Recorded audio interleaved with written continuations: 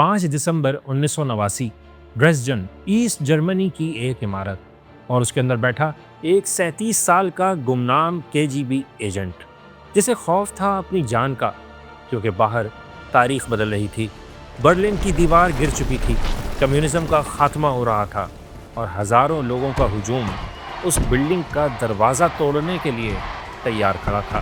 تب اس نے Moscow phone ملایا، بار بار ملایا، مدد کے لیے، آرڈرز کے لیے، مگر دوسری طرف سے کوئی جواب نہیں آ رہا تھا۔ اور پھر کال مل گئی، رابطہ ہو گیا، لیکن جو جواب ملا اس نے اسے اندر تک ہلا دیا۔ اسے کہا گیا، ہم ماسکو سے ملنے والے آرڈرز کے بغیر کچھ نہیں کر سکتے، اینڈ ماسکو از سائلنٹ، یعنی ماسکو خاموش ہے، مطلب اب تمہیں بچانے والا کوئی نہیں ہے، اپنی جان خود بچا سکتے ہو تو بچا لو۔ جی ہاں، ایک سپر پاور اپنے ہی ایجنٹ کو یہ میسج دے رہی تھی کہ ہمارے پاس اب تمہیں بچانے کی طاقت نہیں ہے۔ اس نے شاید اسی رات قسم کھا لی تھی کہ وہ اس ذلت کا بدلہ لے گا، وہ روس کو اتنا طاقتور بنائے گا کہ دوبارہ کبھی ماسکو خاموش نہیں رہے گا۔ اور آج گمنام جاسوس دنیا کا one of the most powerful, بے رحم اور مسٹیریس لیڈر ہے، نام ہے ولادیمیر پوٹن۔ آخر ایک KGB ایجنٹ کریملن تک کیسے پہنچا؟ کیا اس نے واقعی روس کو ایک نیا جنم دیا، یا اس نے ایک نئی اور زیادہ خطرناک ڈکٹیٹرشپ قائم کر دی؟ آج ہم دریچہ پر یہ سب جانیں گے ولادیمیر پوٹن کی کہانی میں، ان کی گمنامی سے عروج کی داستان میں، ان کی ہر چال سے لے کر ان کے آخری گیم پلان کی اسٹوری میں۔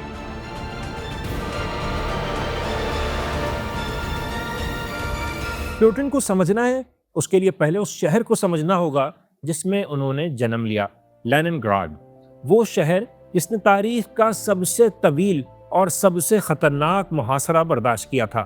جی ہاں، سیکنڈ ورلڈ وار میں ہٹلر کی نازی فوج نے تقریباً 900 دن تک لیننگراڈ کو گھیرے میں رکھا تھا، لاکھوں لوگ بھوک سے مرے، سخت ٹھنڈ سے اور بمباری سے مارے گئے، یعنی یہ ایسا شہر بن گیا جس کی ہوا میں ہی سروائیول کی جدوجہد، حالات کی سختی اور قربانی کی کہانیاں موجود ہیں۔ تو جنگ ختم ہونے کے صرف کچھ سال بعد یہاں 1952 میں ولادیمیر پوٹن پیدا ہوئے۔ وہ کوئی امیر زیادہ نہیں تھے، باپ فیکٹری میں مزدور تھا، ماں بھی ایک معمولی نوکری کرتی تھی، اور یہ فیملی ایک ایسے کمیونل اپارٹمنٹ میں رہتی تھی جہاں ایک کامن کچن اور باتھ روم تھا جو کئی فیملیز مل کر استعمال کرتی تھیں۔ زندگی بہت ٹف تھی، حالات بہت خراب تھے۔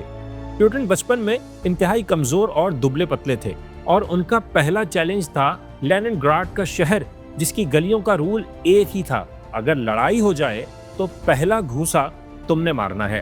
یہ ان کے لیے پہلا سبق تھا کہ کمزور کی اس دنیا میں کوئی جگہ نہیں، طاقت ہی سب کچھ ہے۔ اور اس دنیا میں اپنی کمزوری پر قابو پانے کے لیے پوٹن نے مارشل آرٹ سیکھنا شروع کیا۔ مگر ینگ پوٹن کا خواب صرف گلیوں کا کنگ بننا نہیں تھا، اس کا خواب تھا طاقت کے سب سے بڑے، سب سے پراسرار ادارے کا حصہ بننا، سوویت یونین کی بدنام زمانہ خفیہ ایجنسی KGB میں جانا۔ اس زمانے کے روس میں KGB ایجنٹ ہونے کا اپنا ہی ایک رومانس تھا، ملک کا محافظ، نہ نظر آنے والا ہیرو جس کے پاس بہت طاقت ہوتی ہے۔ تو پوٹن نے 9th کلاس میں ہی فیصلہ کر لیا تھا کہ اسے KGB میں جانا ہے، بلکہ وہ تو خود KGB کے دفتر پہنچ گئے اور پوچھا کہ ایجنٹ کیسے بنتے ہیں۔ انہیں بتایا گیا کہ پہلے یونیورسٹی جاؤ، قانون کی ڈگری لو اور انتظار کرو، اور پوٹن نے بالکل وہی کیا، قانون کی ڈگری حاصل کی اور پھر انتظار کیا۔ آخر وہ دن آ گیا کہ ان کا خواب پورا ہو گیا، انہیں KGB میں بھرتی کر لیا گیا۔ یہ پوٹن کے لیے صرف ایک نوکری نہیں تھی، ایک نظریہ تھا، سوویت یونین کی خدمت تھی، ایک ایسی سپر پاور کی خدمت جس پر پوٹن کو فخر تھا۔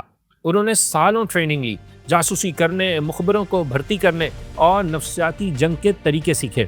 وہ ایک خاموش ایجنٹ بننے کی راہ پر گامزن تھے، اور پھر ان کی پہلی پوسٹنگ ہو گئی 1985 میں ایسٹ جرمنی کے شہر ڈریسڈن میں۔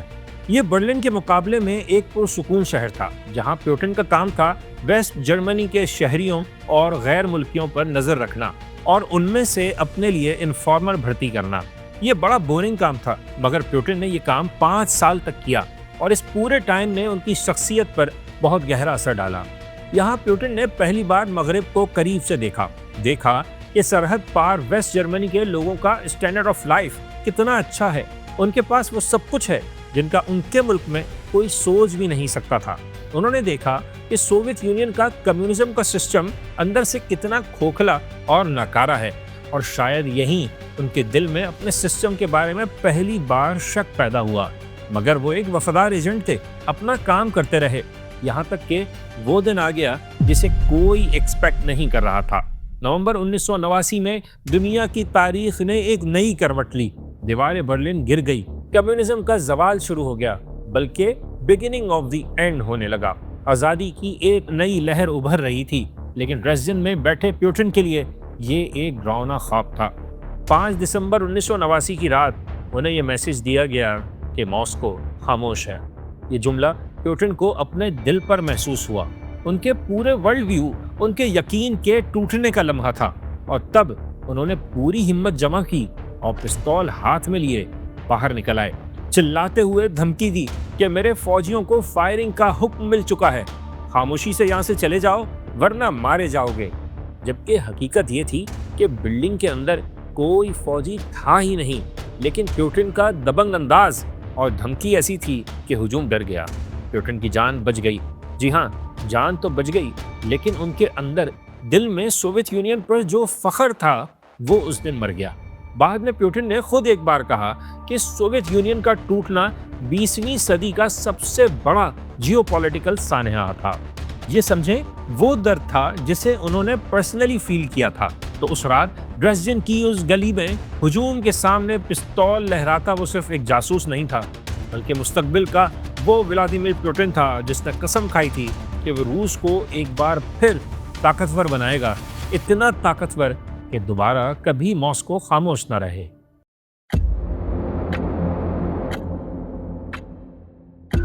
और फिर वो रात आ गई जब पुतिन का सोवियत यूनियन मर गया, और साथ ही वो रूस पैदा हुआ जो शायद सोवियत यूनियन से भी बदतर था।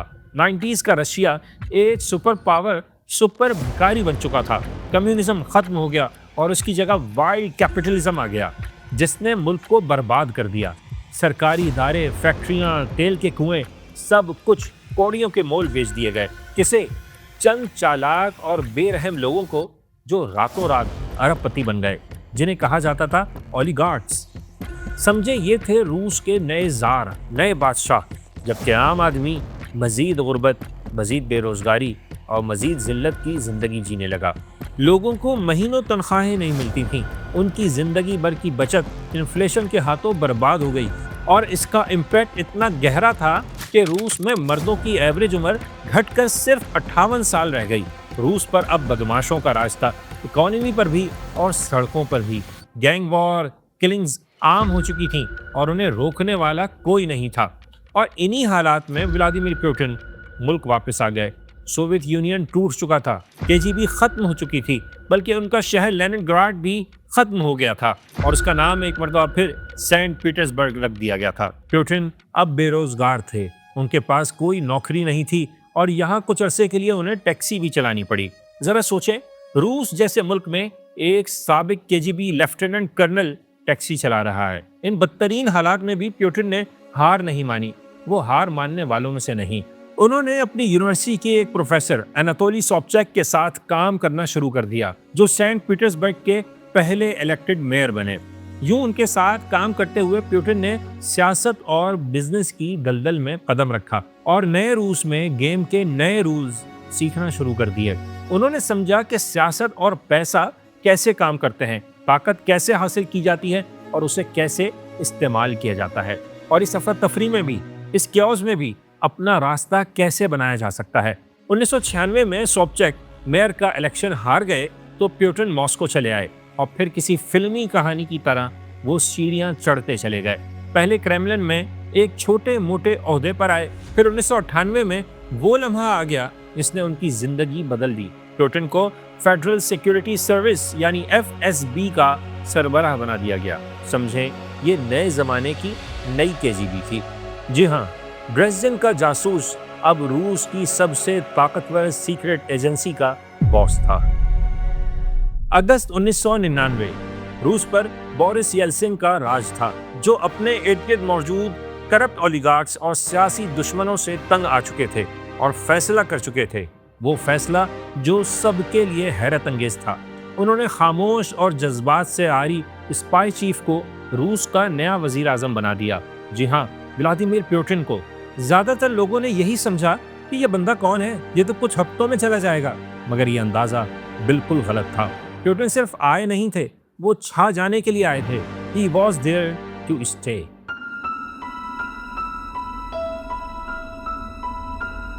روس میں حکومت سمجھے کانٹوں کا بستر ہوتی ہے، اور ابھی پیوٹن کو وزیر اعظم بنے 1 مہینہ ہی ہوا تھا کہ ایک بڑا سانحہ ہو گیا۔ ماسکو اور دوسرے شہروں میں کئی بم دھماکے ہوئے اور 300 سے زیادہ عام شہری مارے گئے۔ اس حملے کا الزام لگایا گیا چیچن مجاہدین پر۔ جی ہاں، وہی جن کے خلاف روس 1994 سے 96 کے بیچ ایک جنگ ہار چکا تھا، اور یہ حملہ ایک نیا زخم تھا جو وہ روس پر لگا رہے تھے۔ روس کے عوام میں خوف تھا، غصہ تھا، ان کی نظریں ایسے لیڈر کو ڈھونڈ رہی تھیں جو انہیں بچائے، جو طاقت کا استعمال کرے، اور وہ لیڈر پیوٹن کے علاوہ کوئی اور ہو ہی نہیں سکتا تھا۔ انہوں نے وہ کیا جو یلسن کی کمزور حکومت نہیں کر پائی تھی۔ انہوں نے چیچنیا کے خلاف ایک نئی اور فیصلہ کن جنگ کا اعلان کر دیا۔ پیوٹن نے اس موقع پر وہ جملہ بھی بولا جو تاریخ کا حصہ بن گیا: ہم دہشت گردوں کا پیچھا کریں گے ہر جگہ، اگر وہ ایئرپورٹ میں ملے تو ایئرپورٹ پر ماریں گے، اور معاف کرنا، اگر وہ ٹوائلٹ میں ملے تو ٹوائلٹ میں ہی انہیں بہا دیں گے۔ یہ تھی وہ زبان جو روسی عوام سننا چاہتے تھے، ایک اسٹرانگ مین کی زبان۔ اور پھر وہی ہوا جس کے لیے میدان سجایا گیا تھا۔ روسی فوج نے چیچنیا پر چڑھائی کر دی، اس کے دارالحکومت گروزنی کو ملبے کا ڈھیر بنا دیا، ہزاروں لوگ مارے گئے اور بغاوت کچل دی گئی۔ اس جنگ نے پیوٹن کو روس کا سب سے پاپولر لیڈر بنا دیا۔ وہ راتوں رات ایک قومی ہیرو بن گئے، ایک ایسا لیڈر جو روس کی طاقت بھی واپس لا سکتا ہے اور عزت بھی۔ مگر ایک سوال آج تک زندہ ہے: کیا وہ بم دھماکے واقعی چیچن مجاہدین نہیں کیے تھے، یا یہ دھماکے خود FSB نے کروائے تھے، اسی ایجنسی نے جس کے لیڈر پیوٹن خود تھے؟ بہت سے صحافی اور کچھ سابق ایجنٹ بھی یہی کہتے ہیں کہ یہ کارنامہ FSB کا ہی تھا، اور یہ جنگ ایک بہانہ تھی تاکہ پیوٹن کے لیے راستہ صاف ہو سکے۔ حقیقت کیا ہے یہ کوئی نہیں جانتا۔ یہ ایک ایسا راز ہے جو شاید کبھی نہ کھلے۔ جو بھی ہو، راستہ کلیئر ہو چکا تھا۔ ایک چالاک کھلاڑی تخت روس تک پہنچنے والا تھا، اور پھر 31 دسمبر 1999 کا دن آ گیا۔ 20ویں صدی کے آخری دن کا آخری سورج غروب ہونے والا تھا، اور اعلان ہو گیا: